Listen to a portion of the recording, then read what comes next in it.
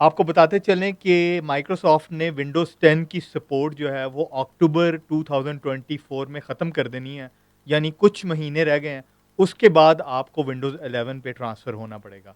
लेकिन मज़ेदार चीज़ ये है कि आपको विंडोज़ 11 के अंदर आर्टिफ़िशियल इंटेलिजेंस के बेशुमार टूल्स अवेलेबल होंगे, जिनको यूज़ करते हुए आप अपना वक़्त बचा सकेंगे।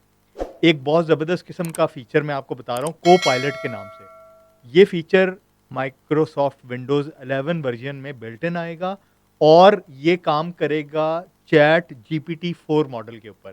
चैट जीपीटी 4 की वैसे प्राइस जो है वो $20 पर मंथ है, लेकिन आपको विंडोज़ 11 में ये चीज़ फ्री ऑफ कॉस्ट मिलेगी और आप इससे बहुत सारे काम ले सकते हैं। अपनी डॉक्यूमेंट्स को आप समराइज़ करवा सकते हैं, सीवीज़ को ज़्यादा प्रोफ़ेशनल बना सकते हैं और अगर आपने कोई तस्वीर बनवानी है इस एआई मॉडल के थ्रू, तो आप इंस्ट्रक्शंस देंगे, ये को-पायलट आपको चैट जीपीटी 4 मॉडल यूज़ करते हुए वो पिक्चर बना देगा।